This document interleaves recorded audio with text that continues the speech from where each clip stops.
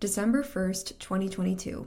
As I crouched beneath my dorm-style lofted bed in my teensy Williamsburg bedroom, my iPhone calendar sent me an alert called Note from My Past Self. This is you from July 26th, 2021, it read. I'm here to tell you that you need to move to France. You love it here, and you sometimes forget just how much when you're in the States. This is your reminder from the Sarah currently in Cassis. The note gave me a year from reading to make the move. But December 1st, 2023 came and went. So did December 1st, 2024. And 2 months after that, I found myself turning 30. I was still in Brooklyn in a job that wasn't my calling, living with my partner in a relationship that grew mutually emptier each day. The first weeks of my new decade were mostly sleepless as I panicked about what led me to such misalignment. My 20s began with some pretty awful things happening to my family and me.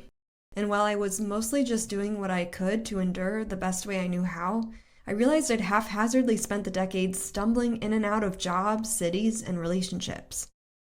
Because if I always had work from 3 jobs to do, or friends to grab dinner with, or a boyfriend's hobby to learn about, or a book club read to finish, then I'd never have to deal with the extended quiet moments, which meant I could ignore my inner voice, the one who'd written that note on a rare solo trip, the one who took the time to really figure out what she wanted for herself.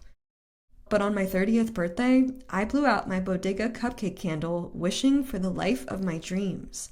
And that inner knowing iPhone note writer wasn't cool with pretending like that was anything near the status quo.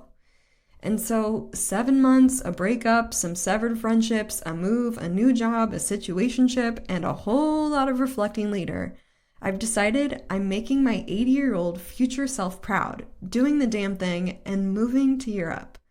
Only instead of just France, I'm looking at 5 different countries and city speed dating, as I'm cheekily calling it.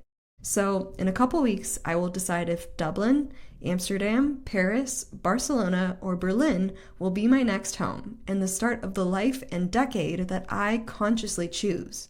For that iPhone note writer, for the inner me, for Sarah.